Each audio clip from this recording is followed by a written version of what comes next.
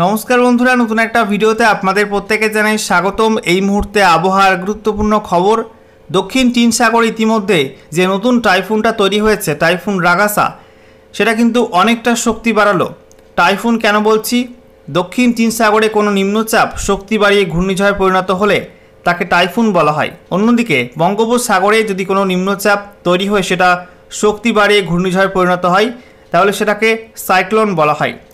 ইতিমধ্যে একটা টাইফুন তৈরি হয়ে গেছে বা ঘূর্ণিঝড় তৈরি হয়ে গেছে দক্ষিণ চীন সাগরে, যেটা কিন্তু গতকাল থেকে আজকে অনেকটা শক্তি বাড়িয়েছে এবং গতকাল এটা ক্যাটাগরি 1 টাইফুন ছিল এবং আজকে অনেকটা শক্তি বাড়িয়ে ক্যাটাগরি 4 টাইফুনে পরিণত হয়ে গেছে টাইফুন রাগাসা। অর্থাৎ একদিনের মধ্যে কিন্তু প্রায় 3 ধাপ মতো শক্তি বাড়িয়ে ফেলেছে টাইফুন রাগাসা এবং ভয়ঙ্কর রূপে 225 কিলোমিটার প্রতি ঘন্টা গতিবেগ নিয়ে কিন্তু ধেয়ে আসছে রাগাসা। তো বন্ধুরা, আজকের ভিডিওতে আমরা বিস্তারিত আলোচনা করব যে টাইফুন রাগাসার গতিবেগ আগামীতে কেমন কি হবে, আগামীকাল এবং তারপরের দিন এবং এরপরে এর ভবিষ্যৎ কি হবে, এটা কোন দিকে এগোতে পারে, কোথায় আছড়ে পড়তে পারে। একই সঙ্গে আপনাদেরকে জানাবো লেটেস্ট স্যাটেলাইট ইমেজ কি আপডেট দিচ্ছে, পশ্চিমবঙ্গে কি আসতে পারে, পশ্চিমবঙ্গ বাংলাদেশ এই অঞ্চলের দিকে কবে নাগাদ আসতে পারে টাইফুন রাগাসা এবং এর প্রভাবে কী কী ক্ষয়ক্ষতি হতে পারে এবং সম্ভাব্য গতিপথে কী কী পরিবর্তন আসলো, আবহাওয়া সংস্থা কী কী জানাচ্ছে, সমস্ত কিছু আপনাদেরকে পরপর জানাবো আজকের এই ভিডিওটির মাধ্যমে। তো ভিডিওটি ভালো লেগে থাকলে এবং ইনফরমেটিভ বলে মনে হলে অবশ্যই আপনারা ভিডিওটি একটি করে লাইক করে দেবেন, অবশ্যই ভিডিওটি প্রচুর শেয়ার করবেন। সেই সঙ্গে নতুন দর্শক হয়ে থাকলে লেটেস্ট ভিডিওর আপডেট সর্বপ্রথমে পাওয়ার জন্য চ্যানেলটিকে সাবস্ক্রাইব করে নিয়ে পাশে থাকা বেল আইকনে ক্লিক করে অল নোটিফিকেশান অপশানটিকে অন করে রাখবেন। লেটেস্ট আপডেট আপনারা সবার প্রথমে পেয়ে যাবেন। সেই সঙ্গে আমাদের ভিডিওটি আপনি এই মুহূর্তে কোন জেলা থেকে দেখছেন অবশ্যই আপনাদের জেলার নামটি কমেন্টে জানাবেন, তাহলে আপনাদের জেলার আবহাওয়ার খবর আপনারা সঠিক সময় সবার আগে জানতে পারবেন। বন্ধুরা, প্রথমে আমরা দেখে নেব আজকে এই মুহূর্তে লেটেস্ট স্যাটেলাইট ইমেজ কি আপডেট দিচ্ছে। এই মুহূর্তে আপনারা দেখতে পাচ্ছেন ভারতে উত্তর পশ্চিম ভাগ এবং উত্তর ভারতের বেশ কিছু অঞ্চল পরিষ্কার থাকলেও ভারতের বাকি অংশে মেঘলা আকাশ এবং সেই সঙ্গে বঙ্গোপসাগরে কিন্তু ফের মেঘের সমাগম বাড়ছে, ভারী মেঘ কিন্তু বাড়ছে পশ্চিমবঙ্গ এবং সংলগ্ন বাংলাদেশ উপকূলের কাছে। অন্যদিকে আমরা দেখতে পাচ্ছি পার্শ্ববর্তী দক্ষিণ চীন সাগরে কিন্তু ইতিমধ্যে একটা ডেভেলপমেন্ট হয়েছে, একটা নিম্নচাপ, সেটা কিন্তু অনেকটা শক্তি বাড়িয়ে টাইফুন বা ঘূর্ণিঝড়ে পরিণত হয়েছে এবং সেই টাইফুনটা ইতিমধ্যে ক্যাটাগরি 4-এ পরিণত হয়ে গেছে। আজকে দেখতে পাচ্ছেন যে একটা ভয়ঙ্কর রূপ কিন্তু ধারণ করেছে টাইফুন রাগাসা। আপনাদের সামনে প্লে করে দেখাবো টাইফুন রাগাসা এই মুহূর্তে কিভাবে এগোচ্ছে। দেখতেই পাচ্ছেন বন্ধুরা, টাইফুন রাগাসা সেটা কিন্তু অনেকটা শক্তি বাড়িয়ে কুণ্ডলী আকার নিয়েছে এবং প্রচণ্ড ঝড় বৃষ্টি শুরু হয়েছে দক্ষিণ চীন সাগরের মধ্যে। দেখতে পাচ্ছেন ঝাপটা, এই ঘূর্ণিঝড়ের ঝাপটা কেমনভাবে এটা ঘুরপাক খেতে খেতে পশ্চিম দিকে এগোচ্ছে এবং এটা কিন্তু তাইওয়ানের একদম খুব কাছ দিয়ে আস্তে আস্তে পশ্চিম দিকে আগামী পরশু দিনের মধ্যে প্রবেশ করে যাবে। বন্ধুরা, এবারে ঘূর্ণিঝড় ট্র্যাকার থেকে আমরা দেখে নেব টাইফুন রাগাসা লেটেস্ট আপডেট কী রয়েছে, আজকে গতিবেগ নিয়ে কী আপডেট দেওয়া হয়েছে আবহাওয়া দপ্তর থেকে। দেখতে পাচ্ছেন টাইফুন রাগাসা, তার ধরন, টাইফুনের ধরন বলা হয়েছে 4, অর্থাৎ ক্যাটাগরি 4 টাইফুনে পরিণত হয়ে গেছে। দেখতে পাচ্ছেন 4 লেখা রয়েছে, এখানে 4 লেখা রয়েছে এবং গতিবেগ আমরা দেখতে পাচ্ছি 225 কিলোমিটার প্রতি ঘন্টা গতিবেগে কিন্তু ভয়ঙ্কর রূপে এগোচ্ছে, ধেয়ে আসছে টাইফুন রাগাসা। বন্ধুরা, এবারে অনলাইন ওয়েদার সিস্টেম থেকে আমরা দেখে নেব টাইফুন রাগাসার গতিপথে নতুন কি পরিবর্তন হলো, কি চেঞ্জেস হয়েছে টাইফুন রাগাসার গতিপথে, আবহাওয়া দপ্তর কি জানাচ্ছে, 3টি মডেলের আপডেট আপনাদেরকে পরপর দেব। দেখতে পাচ্ছেন বন্ধুরা, এই মুহূর্তে দক্ষিণ চীন সাগরে অবস্থান করছে টাইফুন রাগাসা, যেটা আজকের গতিবেগ আমরা দেখতে পাচ্ছি 225 কিলোমিটার প্রতি ঘন্টা গতিবেগ নিয়ে কিন্তু ক্যাটাগরি 4 রূপে অবস্থান করছে এবং পশ্চিম দিকে এগোচ্ছে এবং আগামীকালের মধ্যে এটা কিন্তু বাঁক নেবে উত্তর পশ্চিম দিকে এবং কিছুটা শক্তি ক্ষয় করবে।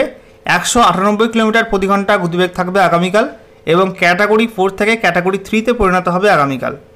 এরপরে পশ্চিম দিকে সরতে থাকবে দক্ষিণ চীন সাগরের মধ্যে দিয়ে, এটা কিন্তু তাইওয়ানের খুব পাশ দিয়ে দক্ষিণ দিক দিয়ে পাস করবে এবং মঙ্গলবার নাগাদ আরও কিছুটা গতিবেগ কমবে, 180 কিলোমিটার প্রতি ঘন্টা গতিবেগ হবে এবং ক্যাটাগরি 2 টাইফুনে পরিণত হবে। এরপরে আমরা দেখতে পাচ্ছি বুধবার নাগাদ এর গতিবেগ হবে 162 কিলোমিটার প্রতি ঘন্টা, যেখানে আমরা দেখতে পাচ্ছি ক্যাটাগরি 2, একই রকম তীব্রতা থাকবে টাইফুনটার। বৃহস্পতিবার নাগাদ আরও কিছু গতিবেগ কমবে, 126 কিলোমিটার প্রতি ঘন্টা গতিবেগ হবে এবং ক্যাটাগরি 1 টাইফুনে পরিণত হবে এবং তারপরে আমরা দেখতে পাচ্ছি উত্তর ভিয়েতনামে আছড়ে পড়বে। তো আমরা দেখতেই পাচ্ছি যে তাইওয়ানের দক্ষিণ প্রান্ত হয়ে আস্তে আস্তে দক্ষিণ চীন উপকূল ঘেঁষে এটা কিন্তু ভিয়েতনামের দিকে যাবে এবং চীনের যে উপকূলবর্তী অঞ্চলে একটা দ্বীপ রয়েছে হাইকিউ, তার খুব পাশ দিয়ে এটা পাস করে এটা উত্তর ভিয়েতনামে আছড়ে পড়বে এবং তারপরে আস্তে আস্তে পশ্চিম দিকে লাওস, থাইল্যান্ড এবং তারপরে মায়ানমার হয়ে বঙ্গোপসাগরের মধ্যে ঢুকে পড়ার সম্ভাবনা রয়েছে।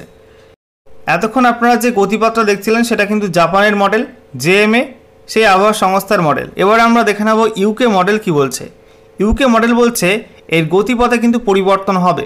দেখতে পাচ্ছেন ইউকে মডেল বলছে আজকে এর গতিবেগ রয়েছে ক্যাটাগরি 4 রূপে অবস্থান করছে, 225 কিলোমিটার প্রতি ঘন্টা গতিবেগ রয়েছে এবং আজকে থেকে কিন্তু বাঁক নেওয়া শুরু করবে উত্তর পশ্চিম দিকে এবং তারপরে আমরা দেখতে পাচ্ছি আজকের মধ্যেই এটা 120 কিলোমিটার গতিবেগ হবে। ঠিক আছে, অনেকটা শক্তি ক্ষয় করবে বলা হচ্ছে বাঁক নেওয়ার সময়।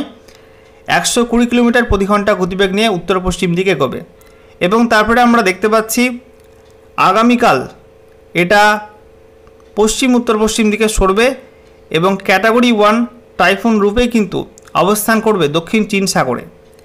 আগামীকাল এটা তাইওয়ানের দক্ষিণ প্রান্ত দিয়ে পাস করবে এবং গতিবেগ থাকবে 141 কিলোমিটার প্রতি ঘন্টা। এরপরে আমরা দেখতে পাচ্ছি তাইওয়ান পাস করার পর আবার কিন্তু শক্তি বাড়াতে পারে। দেখতে পাচ্ছেন মঙ্গলবার নাগাদ শক্তি বাড়িয়ে ক্যাটাগরি 2 টাইফুনে পরিণত হতে পারে এবং আবার কিন্তু গতিবেগ বাড়বে 141 থেকে বেড়ে হবে 156 কিলোমিটার প্রতি ঘন্টা। এরপরে মঙ্গলবার কিছুটা গতিবেগ কমবে, 154 কিলোমিটার প্রতি ঘন্টা গতিবেগ হবে এবং ওই সময় কিন্তু ক্যাটাগরি 1-এ চলে আসবে ফের। তারপরে দেখুন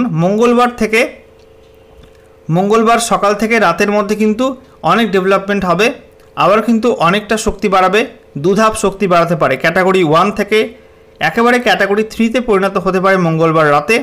আমরা দেখতে পাচ্ছি ওই সময় 183 কিলোমিটার প্রতি ঘন্টা গতিবেগ হতে পারে এবং ওই সময়টা কিন্তু হংকংয়ের পাশ দিয়ে এটা পাস করবে। তারপরে আমরা দেখতে পাচ্ছি পশ্চিম দিকে এগিয়ে যাবে এবং বুধবার নাগাদ 165 কিলোমিটার প্রতি ঘন্টা গতিবেগে এগোবে ক্যাটাগরি 2 টাইফুন রূপে এবং ওই সময়টার মধ্যে কিন্তু দক্ষিণ চীন উপকূল ঘেঁষে এটা পশ্চিম দিকে এগোবে। তারপরে আমরা দেখতে পাচ্ছি সামান্য কিছু পরিবর্তন হবে গতিবেগে এবং গতিপথে। আমরা দেখতে পাচ্ছি পশ্চিম দক্ষিণ পশ্চিম দিকে বাঁক নেবে এবং দক্ষিণ চীন উপকূল ঘেঁষে উত্তর ভিয়েতনামে আছড়ে পড়বে বৃহস্পতিবার নাগাদ 104 কিলোমিটার প্রতি ঘন্টা গতিবেগ নিয়ে কিন্তু উত্তর ভিয়েতনাম উপকূলে আছড়ে পড়বে, ল্যান্ডফল করবে ওই অঞ্চলে। হ্যানয় এবং তার খুব কাছে কিন্তু ল্যান্ডফল করতে পারে। এরপরে আমরা দেখতে পাচ্ছি লাওসের পর উত্তর থাইল্যান্ডে প্রবেশ করবে।